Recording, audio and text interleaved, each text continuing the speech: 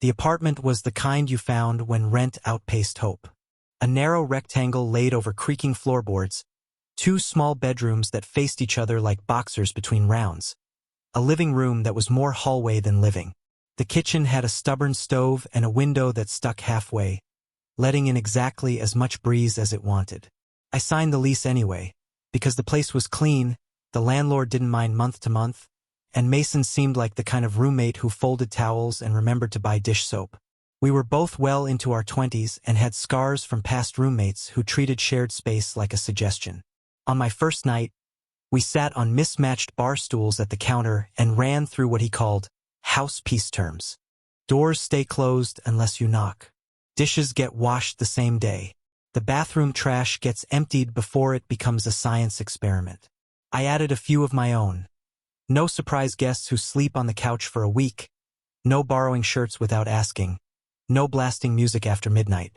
Mason nodded along, easygoing but attentive, and sealed it with a crooked grin and 2 chipped mugs of tea. "Welcome to domestic diplomacy," he said, raising his mug. "May our treaties hold." They held for the first week. We learned each other's rhythms. He woke early, the kind of morning person who could joke before coffee. I took late-night walks when the city seemed to unclench.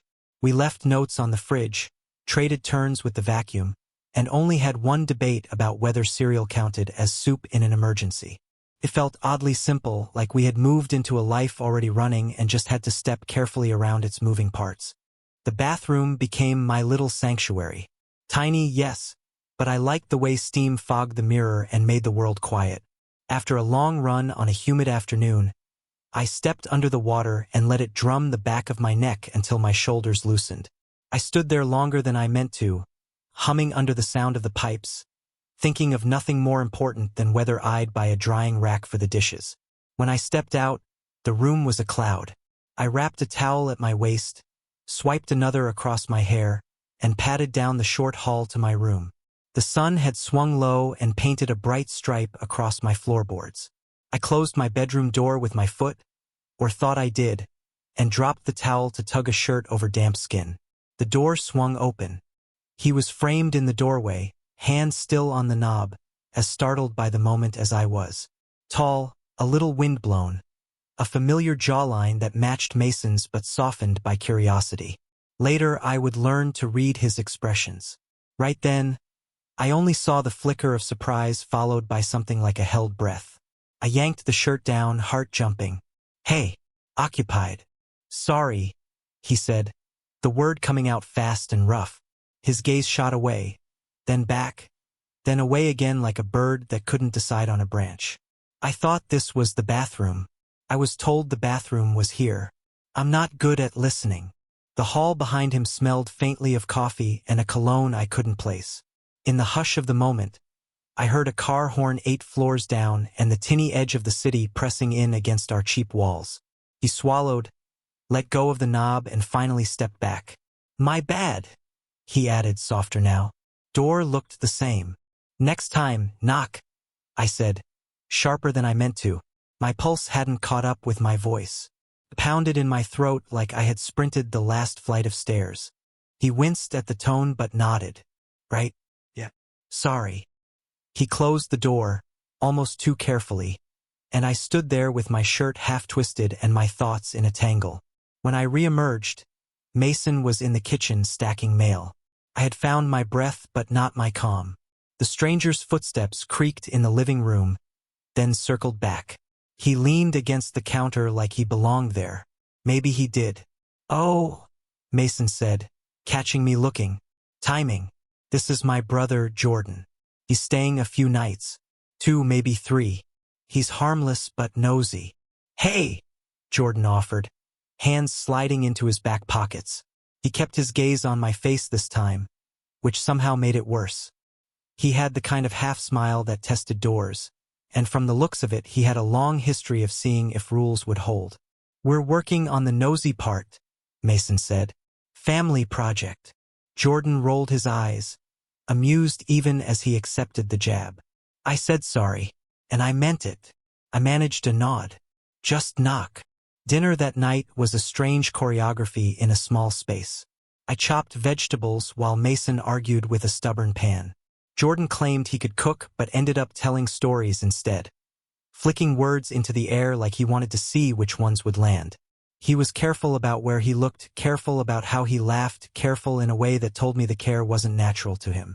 Every time the hallway door creaked, my spine remembered the sound of my own door swinging open. Every time his shoulder brushed mine in the crowded kitchen, I noticed. He asked me questions that were soft and ordinary. Where did I grow up? What made me pick this neighborhood? Did I run for the sake of running or because someone once convinced me it was meditation in disguise? It was nothing, and it felt like something anyway.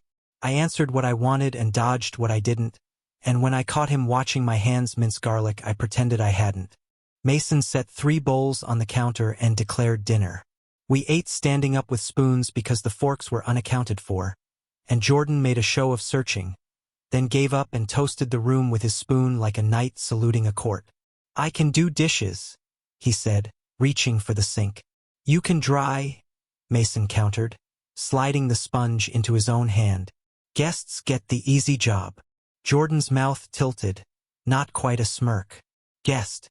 Sure." After, he disappeared down the hall with a stack of towels to fold and came back without the towels or the same posture. He moved like he had set down a heavier thing than cotton. I was rinsing the cutting board when he drifted close enough for his voice to reach without crossing the room. "Didn't mean to cross your line," he said, eyes on the faucet, voice pitched to Miss Mason's ears. "I know doors. I know what they mean." The way he said line made something skip inside my chest. Not from shock anymore, not exactly. More like recognition. The difference between a misstep and a test is small and important. I wanted to ask which one he had meant. Instead, I turned off the water and set the board upright to dry. "Thanks," I said. Came out neutral. It did not feel neutral. He nodded, almost relieved, and went to find where the forks had been hiding. Mason put on a movie none of us really watched. The couch had 1 soft corner and 2 lumpy ones, and Mason took the lump that came with the best view of the screen. Jordan sat at the other end like a person who did not always know how to be still, tapping a rhythm against his knee that matched the building's radiator. I took the middle cushion and pretended I didn't notice the breath of space he left between us on purpose. Halfway through, Mason fell asleep with his chin tucked to his chest, a habit he swore he didn't have. The movie's glow washed the room pale. From the corner of my eye, I saw Jordan watching his brother, fondness unguarded for a second that lasted longer than the scene on the screen. Then he looked past him to me. He didn't hold my gaze. He let it pass over me like light through a window, warmed by it and a little undone. I excused myself early and retreated to my room. The door closed with a click I felt in my shoulders. I sat on the edge of the bed and listened to the apartment breathe. Pipes in the wall. A laugh track from the television. A car climbing through gears on the street below. My mind replayed the afternoon like a clip I couldn't stop from looping. The surprise in the doorway. The apology. The way he had said line. The way I had felt an answering line tug taut inside me and didn't know whether I wanted to pull it or cut it. Annoyance was the first layer. No one likes being startled half-dressed in their own room. Under it, though, a second feeling refused to be named so easily. Not attraction in flashing lights, not fear in bold letters. Something in between, something with edges I couldn't see yet. I turned out the lamp and lay back. The ceiling in this place had hair-thin cracks that made constellations if you were willing to invent them. I traced them in the dark with my eyes and told myself the simple story. A stranger opened the wrong door. He apologized. It meant nothing. I said it again, slower, like repetition could make it true. Then I closed my eyes and waited for sleep. The city kept whispering at the window, and my pulse kept answering, steady but not quiet. Living with Mason had already been like living inside someone else's rhythm. He was steady, predictable, the kind of roommate who brewed coffee at the exact same time each morning and folded his laundry before it had a chance to wrinkle. But now with Jordan in the apartment, everything shifted slightly off balance. The place was small enough that you couldn't avoid anyone. The kitchen was barely wide enough for 2 people to stand side by side, and the couch had a crooked leg that made it lean like it was listening to the conversation. If one of us stretched out, the others had to adapt around the shape. Passing in the hallway became its own kind of negotiation. A shoulder brushing past, the faint scent of cologne or soap trailing after. Jordan, to his credit, was careful now.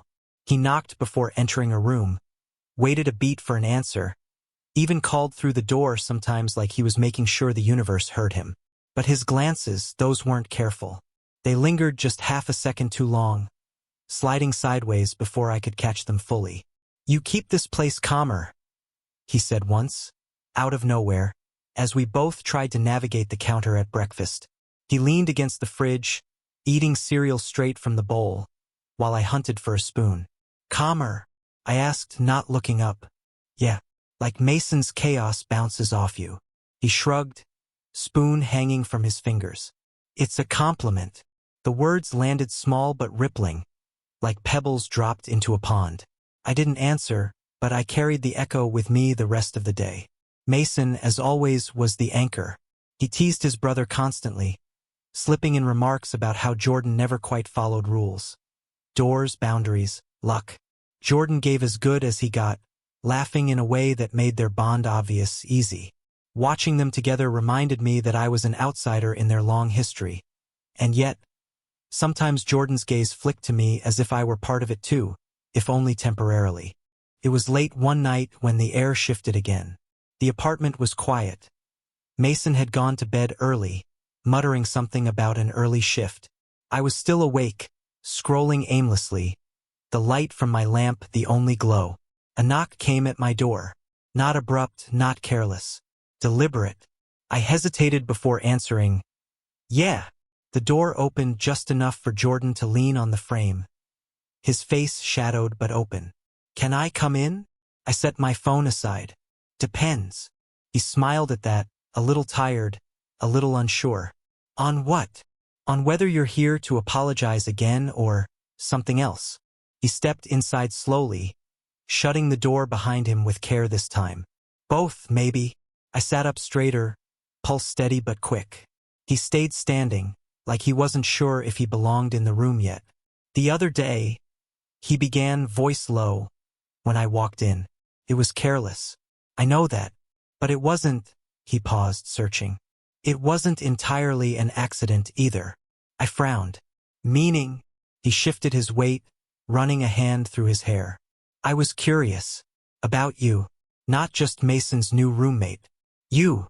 The room felt smaller suddenly, the walls leaning in. His words hung between us, heavier than his earlier glances, sharper than his casual compliments. "Curious how?" I asked, my tone careful.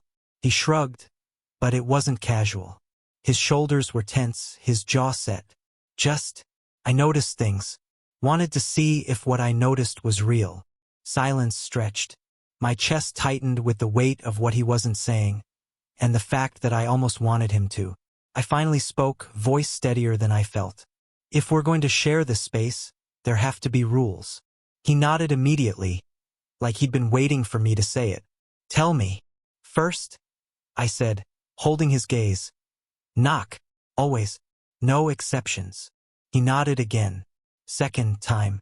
Don't push when I'm not ready." "Got it." His voice was quieter now, but more certain. "And third, honesty. No games. If you feel something, say it. If you don't, say that too."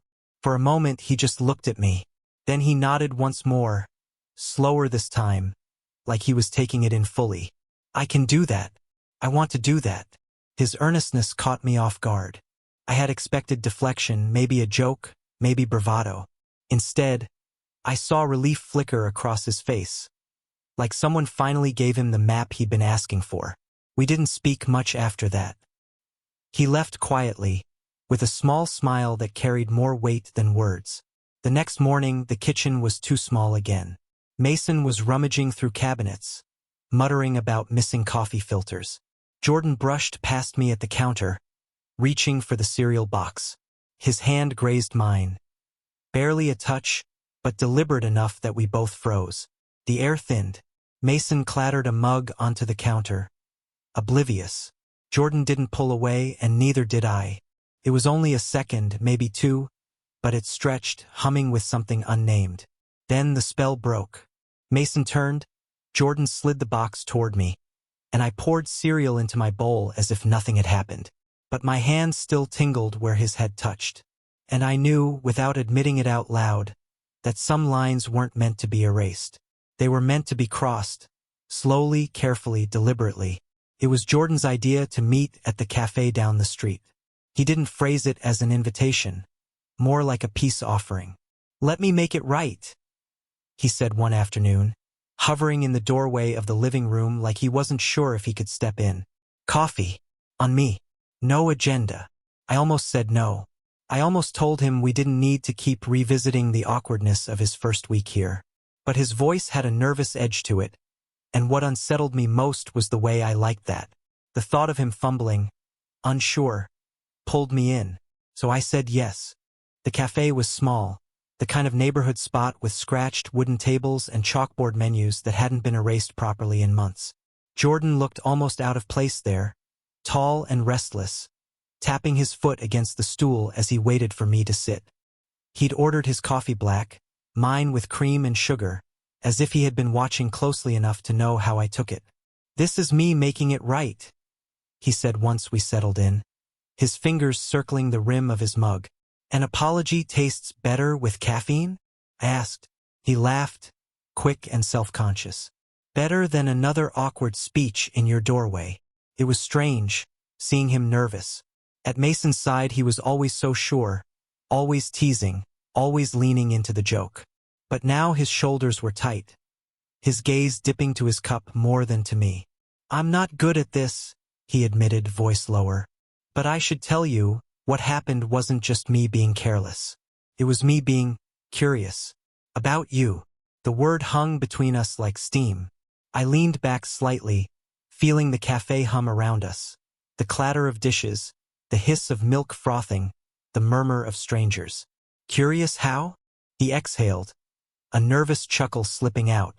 "I figured Mason's new roommate was straight. Then I realized maybe not. And I didn't know what to do with that." The confession hit me harder than I expected. Not the curiosity, I'd already guessed at that, but the admission itself, raw and unguarded. He shifted in his seat, restless, like saying it aloud cost him something. "You're not out?" I asked carefully. He shook his head. "Not to anyone in the family. Not even Mason. He wouldn't get it." He paused, then corrected himself. "He'd try to get it. But I'm not ready for that conversation." Something in me softened at that. The bravado, the teasing, the smirks, all of it peeled back to show someone still deciding who he could be in the open. "And now you've told me," I said quietly. His eyes finally met mine. "Yeah, I did." We sat with that for a while, the space between us charged but steady. The flirting started small, like testing the edge of a pool before jumping in. "You order the sweetest coffee possible," he said, smirking. "But act like you're too serious to enjoy it. Better than drinking something that tastes like dirt just to seem tough." I shot back. He laughed, leaning closer without thinking. His knee brushed mine under the table, light at first, then lingering. He didn't move it away, and neither did I. We traded stories, little pieces of our lives. Him about getting in trouble for sneaking into concerts as a teenager. Me about studying late nights just to avoid roommates who partied too loud. He made me laugh more than I expected. And in between the laughter I felt seen. Like he was watching closely, not to catch me out but to understand me. There was a sharpness to it, though, a feeling like being hunted. Not in a dangerous way, but in a deliberate one. Like he was circling something he wanted and waiting for me to decide whether to let him have it. The difference was that I knew I could stop it at any time. That choice sat in my hands, and he seemed to know it too. Back at the apartment, Mason was already asleep, the living room dark except for the glow of the streetlight sneaking through the blinds. Jordan walked with me to my door, slower than necessary, like the hallway had doubled in length. We stopped at my room. My hand hovered on the knob. He stayed just out of reach, his posture open but careful. "Can I step closer?" he asked, voice low, almost swallowed by the quiet of the apartment. I nodded. The space between us folded in on itself. He leaned in, breath warm against my cheek, hesitation trembling in the pause. Then, softly, deliberately, his lips touched mine, just once. Brief, charged, enough to set my pulse racing without crossing into anything more. When he pulled back, his eyes searched mine, waiting for something. Permission, rejection, maybe both. "No secrets that hurt, Mason," I said, my voice firmer than I expected. His shoulders eased. "No rushing," he replied. Felt like a pact, simple but binding. He smiled then, faint and unguarded, before retreating down the hall. I closed my door and leaned against it, heart still quick. That night I slept with the window cracked, the cool air spilling across my skin. I lay on my back, replaying the moment at my door, the way it had felt to nod, to allow, to want. The city hummed outside, a steady backdrop, and under it all was something new, quiet, fragile, but insistent. Something that felt less like confusion now, and more like a beginning. It started with rules. Not the kind we had to carve into stone or tape to the fridge, but spoken late at night in the hush of my room, when the city outside sounded far away and Mason's door down the hall stayed firmly closed. "Knock first," I said, lying on my side while Jordan leaned against the desk chair, spinning it slowly with his foot. "Always," he agreed. "Talk often. No assuming, no reading between lines we don't say out loud. Fair."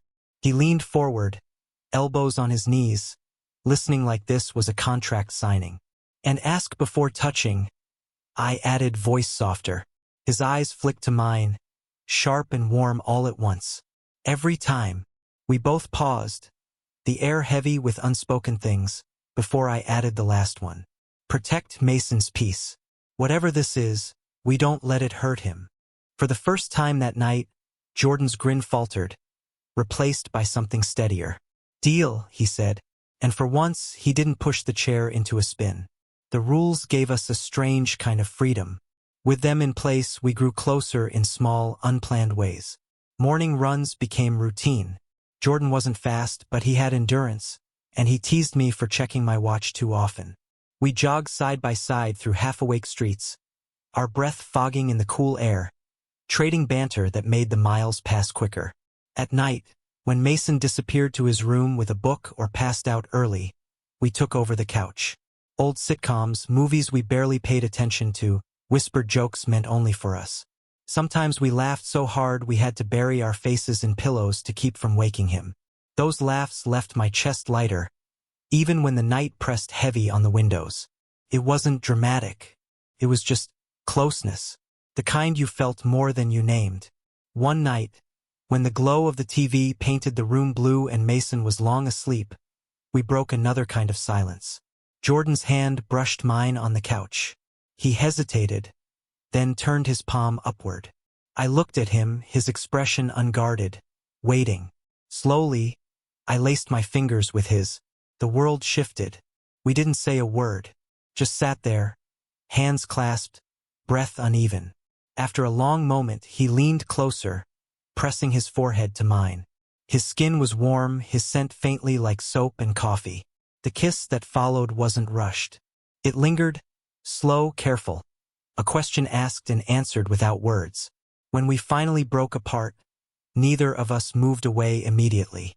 Then, as if remembering the rules we'd set, Jordan gave my hand one last squeeze and stood.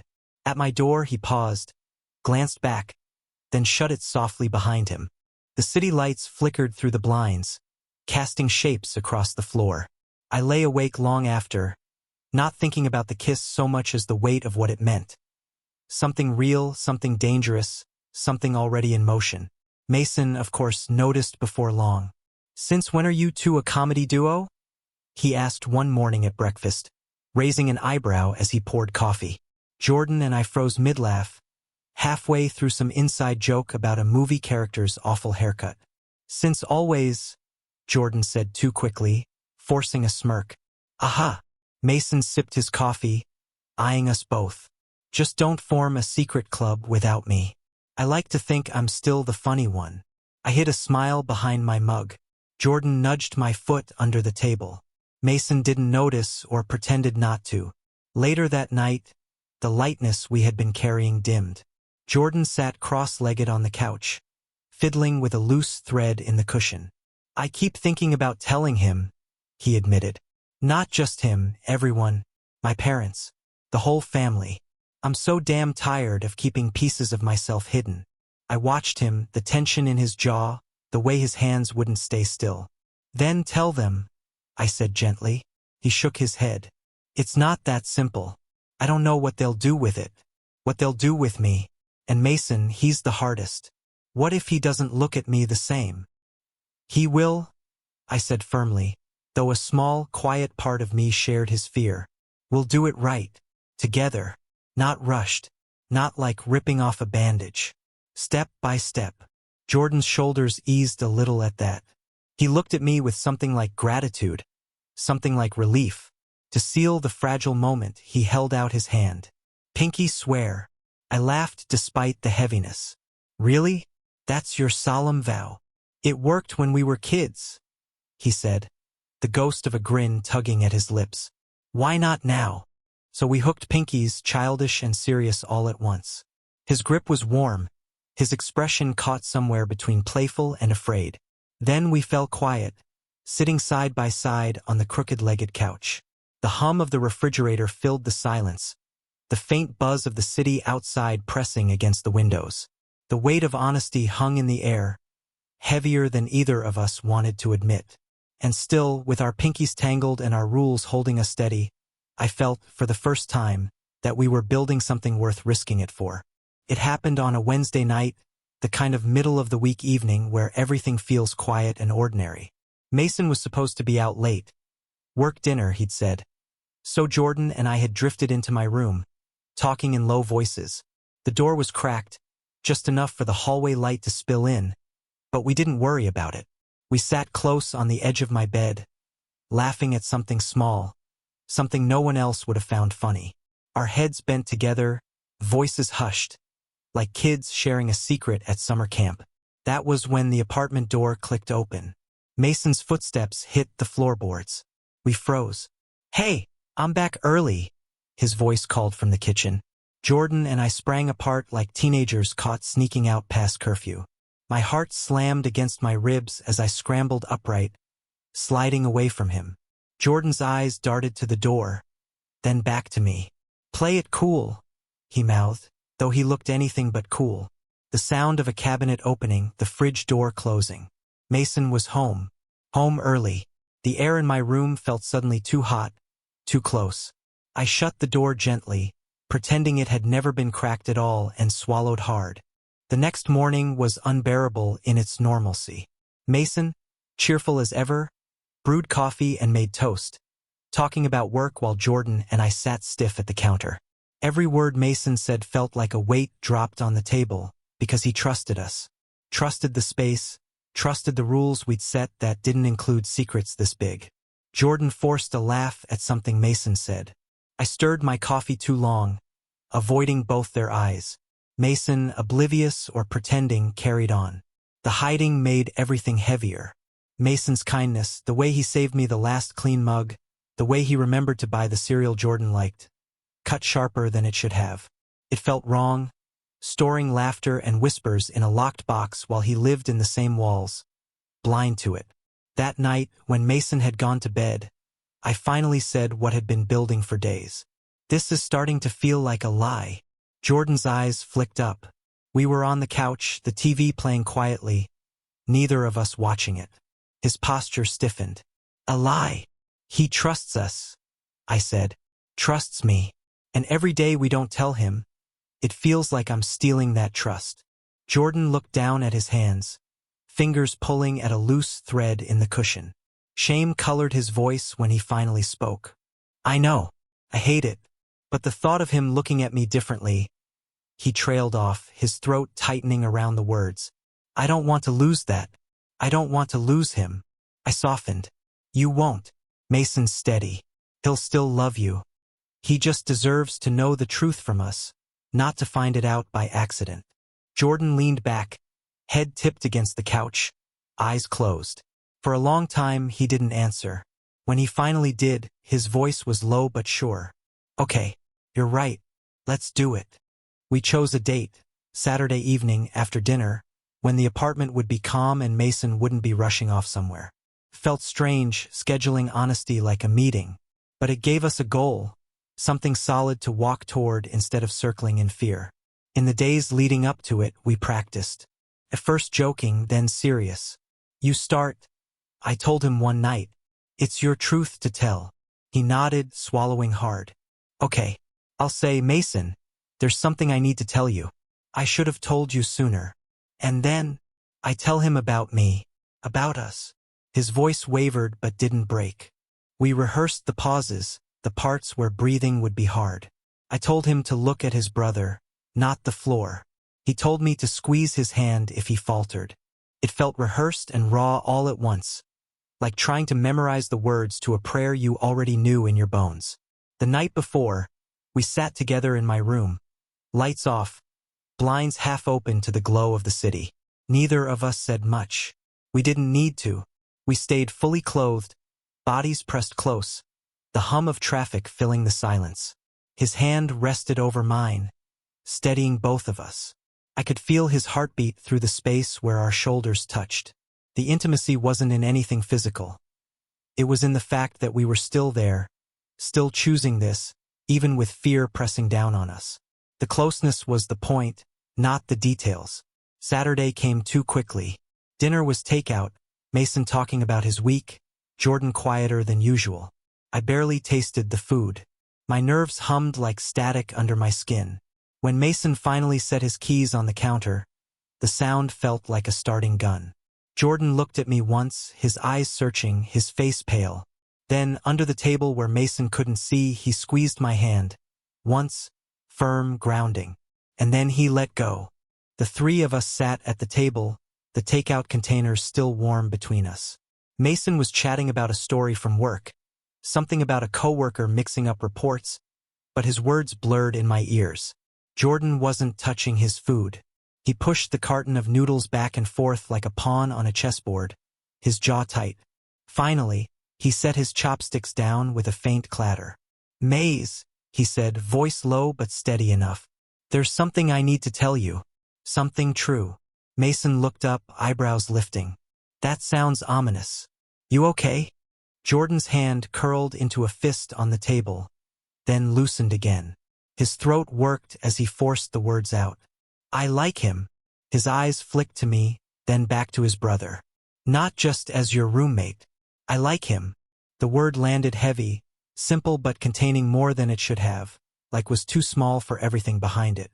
The room went still. Mason didn't say anything right away. Silence arrived like another person at the table, pulling out a chair. Jordan's breathing grew shallow, but he didn't look away. At last, Mason let out a long exhale, leaning back. "Okay," he said slowly. "So, you're both, what? Together?" Jordan nodded once. "Yeah, trying to be, figuring it out." Mason's gaze shifted to me, measuring, then back to his brother. "Are you safe?" he asked. "Are you serious?" The questions weren't angry. They were protective, sharpened by care. Jordan swallowed hard, nodded again. "Yes, both." Mason rubbed a hand over his face, muttering something under his breath I couldn't catch. When he looked up again, his eyes were steadier. "All right, then I need some rules of my own." The tension cracked a little at that. Jordan's mouth twitched, nervous but amused. "Of course you do. No lying," Mason said firmly, pointing a chopstick at us. "You don't sneak around like you're teenagers hiding cigarettes behind the gym. I live here too. You don't treat me like a stranger in my own home." Jordan winced but nodded. "Got it. No lying. And no," Mason added, leaning forward, "making me the last to know when the people under my roof are building something real. I don't care if it's awkward, honesty first." Jordan's shoulders slumped with relief. "Deal. And, I'm sorry, Maze, for the door thing, for not saying anything sooner."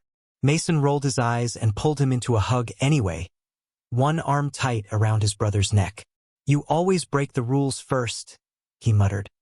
"Then try to write new ones after." Jordan laughed into his shoulder. muffled but freer than it had been in weeks. Telling Mason turned out to be the first domino. With his support, Jordan started the harder task, telling the rest of the family. It wasn't graceful. Some calls ended in silence that stretched too long. Others were filled with clumsy words. Love tangled with confusion, questions without easy answers. But it wasn't rejection. Not once. One aunt cried so hard she had to hang up and call back later, promising through sniffles that she loved him no matter what. Another relative stumbled through the conversation, then switched topics to casserole recipes, as if refusing to let awkwardness be the last word. And one aunt, the sharp-tongued one everyone half feared at reunions, became his fiercest ally, defending him before he even knew she had to. Each conversation left Jordan drained but lighter, like a weight had shifted from his shoulders to the air around him where it could dissolve. And each time, Mason was there, nudging him forward, reminding him that family ties didn't snap under truth. They stretched, sometimes painfully, but they held. By the end of the week, the apartment felt different. The walls didn't hum with secrets anymore. Laughter wasn't hushed. We didn't spring apart at every sound of keys in the door. That Saturday night, we sat again at the table. The same table where Jordan had first forced out the words. The same table that had once held silence heavy as stone. But this time it only held cartons of takeout, chopsticks clicking, Mason complaining that his fortune cookie was empty. Jordan leaned back in his chair, his hand brushing mine under the table. Not hidden, not flaunted, just natural. The food tasted ordinary, but under it, it also tasted like something else. Tasted like peace. Months passed like pages turning. By the time winter had loosened its grip, Jordan and I had a place of our own. A second-floor walk-up, small but ours, where the floorboards creaked in familiar patterns and the morning light spilled wide through the kitchen window. The fridge became a collage, photos tucked under magnets, receipts curling at the edges, a postcard from Mason taped crookedly near the handle. Plants lined the sill, stubborn little bursts of green we both forgot to water until one of us panicked and drowned them back to life. Shoes scattered at the door in pairs, never singles. Evidence of twos everywhere. Life wasn't dramatic. It was full. Mornings meant coffee rings on the counter, arguments about who finished the last of the milk, laughter when we burned toast twice in a row. Evenings meant shows paused halfway through because one of us had a story to tell. Nights ending with quiet closeness and the sense that tomorrow would come with more of the same. And for once, the same was what we wanted. The proposal didn't come with fireworks or an audience. It was a quiet morning, the kind where the sky looked washed clean. We sat at the table, coffee mugs leaving circles on the wood, silence comfortable between us. Jordan reached for my hand like he always did, thumb brushing my knuckle absent-mindedly. Then, without any preamble, he said, "Why don't we just stop pretending we're waiting for the right moment?" I blinked at him. "What do you mean?" "I mean," he exhaled, smiling crookedly, "let's just do it. Get married. No spectacle. No games. Just us deciding to stop running laps around the obvious." It wasn't grand, but it was everything. My chest filled with a warmth so steady it felt like it had always been there, waiting for me to notice. I squeezed his hand and nodded. "Yes, let's do it." The decision landed not like a leap, but like coming home. The wedding was small, built less on tradition than on the people who mattered. Mason helped string warm lights across the backyard of a friend's house, complaining the whole time about tangled cords while secretly enjoying the job. He fussed with Jordan's boutonniere, straightening it 3 times until it sat just right. Family arrived with arms full of food, laughter spilling into the yard. The aunt who had once cried on the phone stood proudly at the front, tissues ready in her pocket. Another aunt, his fiercest defender, made a toast that managed to both embarrass and steady Jordan at once. There were no chandeliers, no polished speeches, just folding chairs, mismatched plates, and vows spoken under a canopy of string lights. "I promise," Jordan said, voice strong despite the tears threatening at the corners of his eyes, "to show up for the ordinary days, because that's where the real life is." I promised the same. The moment we said, "I do," it wasn't the applause or the clapping that mattered. It was Mason, standing off to the side, grinning like he'd been waiting for this all along. As the night wound down, I thought back to where it started. The wrong door opening, the startled glance, the rush of confusion and curiosity that had thrown me off balance. Back then, I had stood half-dressed, unsure of myself, unsure of him, unsure of everything. Now I stood fully myself, not hiding, not hesitant, surrounded by everyone who mattered, in the open air of honesty, with Jordan's hand in mine. The payoff wasn't in the spectacle, it was in the truth that held. After the celebration, we slipped away from the laughter and the clatter of dishes. The night air was cool, the city lights sprawling out like an ocean below us. We walked in silence, shoes crunching against gravel, hands linking without thought. From a distance, we must have looked like nothing more than two silhouettes, shadows against the glow. But I knew better. I knew the story behind those joined hands, the weight of what we had risked, the rules we had broken and remade. I glanced at him, his profile soft in the dim light, and felt the words rise in me like a tide. He opened the wrong door once, I thought, and found the right life. I opened my heart on purpose, and that was enough.